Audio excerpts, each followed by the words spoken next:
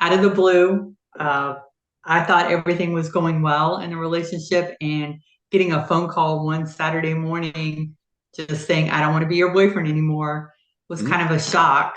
Um, and I went straight to anger because that's my go-to emotion. Mhm. And I spent about a month in complete anger. And then I went to sadness. So I Mhm. spent another month in sadness. And we had exchanged some communications. We actually met. And then I think what pushed me over the edge was him bringing a girl to the winery I worked Yeah. at, bringing the girl into like our combined lives. And it was like, what's he doing? Like, why is he doing Yeah. this? And it just hit me in a really bad way. And Mhm. I hit rock bottom, and I couldn't understand if someone cared about me at all in a 3.5 year relationship. How is it that you can just have total disregard for my feelings? There's over 300 wineries in Virginia. Why do you have to go to the one I work at? Right. you know, So how do you describe this challenge in your life? How would you describe this as far as in the grand scheme of your entire life? Where would this rank? Where would this challenge rank in your overall life as far as challenging? I mean, I've been through some challenging relationships and challenging breakups and some pretty tough situations. But I think the older you get, like you have a breakup like this, and then it's like all of the other emotional baggage just kind Mhm. of weighs on top of it. So it was just, a combination of I thought, our relationship was good. I Mhm. thought we had something. And then when it's like the rug ripped out from underneath of you, and then all of your past relationships, and then you just kind of spiral. So it was tough. I mean, I was not sleeping, I wasn't eating, I was just feeling really bad. So it was a pretty tough challenge. Would you say Top five. top five? Okay, that's fair. Maybe even, yeah. So what would you say was actually the worst part about what you were going through? What was the most excruciating worst part about going through that, if you were going to say? Self-doubt and like not knowing why, like the whole question why, and then you just like spiral and you know overthink things, and you just keep replaying it over and over in your head. And you know I tried counseling, I wasn't getting any relief there, and talking to people, and it seemed like no matter what I was doing, I was just feeling worse. Mhm. Every day was just getting worse. And when I finally got to the point where I was not sleeping for several days, it was affecting my job. I couldn't concentrate. Yeah.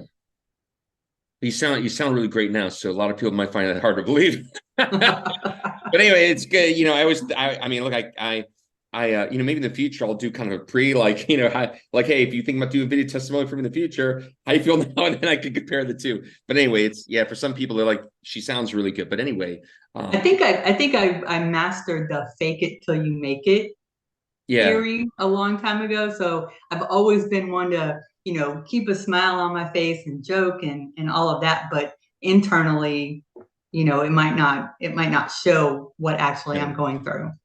gotcha. Yeah, but yeah, when you start having problems, you can't sleep very well. You have the doubt. You don't know how long it's going to last. It's like you can't fake that, and that's what destroys people. So long story short, or shorter.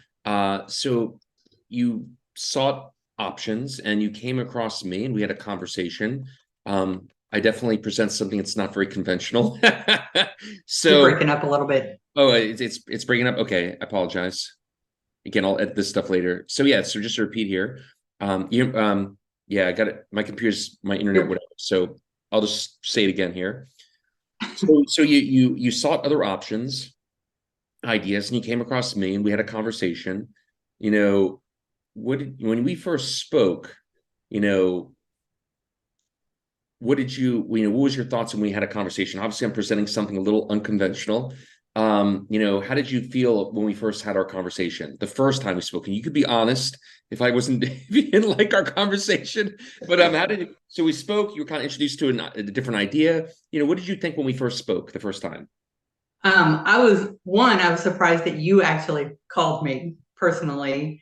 And I've always had a thought in my mind that a lot of people who have mental illnesses, like I've always been able to get myself going, like the fake it till you make it. Yeah. So I always knew that there was something about an internal brain process. I might Yeah. not know the scientific way things work, but I have the ability to, not eat, quit smoking, be happy, whatever, it's all within me. So I always kind of knew that, but I never really knew how. Hmm. And, going through something, it's like I like I said, I was at a really low point and it was like I just, at some points I felt like giving up.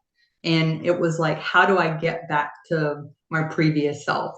So when you called, Hmm. you know, you were very engaging and you had a lot of good ideas and it was different. It was something different. It wasn't the conventional counseling talking about it. And, I thought it was something worthwhile and I liked what you had to say and felt like It was worth the roll of the dice. and I was still a little skeptical. I was like, oh, I don't know about this. And I was gonna take the slow way, but after talking to you in the first week, I was like, yep, I'm all in. Yeah, that's what's super interesting about our journey together. Because you start off, like I allow people to do like a piece by piece if they want to, if it's more, digestible or easy, whatever, for whatever reasons, I allow people to do piece by piece because I'm pretty comfortable in my position. But you led me to believe, you were just gonna do like a small piece and kind of stop there. That's what you kind of led me to believe. So it's really an awesome surprise when like I think about, I don't know, maybe 2 weeks later, you're like, okay, I'm going all in, doing the whole thing. I'm like, okay. So for anyone listening here, you rolled the dice at first. You made a good conversation, but you still felt there's a risk of sorts, a calculated risk. What made you confident this was going to work? Like, what made you say, okay, this is worth going all in here? What was that switch for you? It was almost immediately feeling better. Hmm. Like, the next day it was like, okay, I can see how this is going to help me. Hmm. And every day I just got feeling better and better and better. And it was Yeah, like, I want more. sure. Give me more. Give me more. It was almost like a Lance drug. Yeah, like what's his name from the movie Wall Street? Um, Michael Douglas says it really well. Greed, for lack of a better word, is good. Greed for feeling good is a great thing. So great. So yeah, I always tell people I'm more than happy. Like I'll make anyone, you can be skeptical as you want. If you really do what I ask you to do, you can't fuck this up. So awesome. So you start off a little slowly and then just kind of, it was just kind of obvious you're in the right place. So that's wonderful. So just a couple quick questions here. Again, I think this will be awesome, for the right people.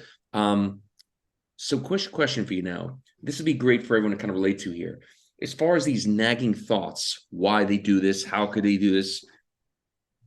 How much do those thoughts nag you now? Do you really give a shit? No. Every now and then I fall back into that. And Hmm? it's like, forget that. I'm gonna go over here. I'm Yeah. gonna find my happy button and push my happy button. That's really what it is. It's just like a muscle, right? You always Yeah. have potentiality, but it's up to that person to say, I'm going to do the workout today. Like a professional athlete. Even a professional athlete has to warm up.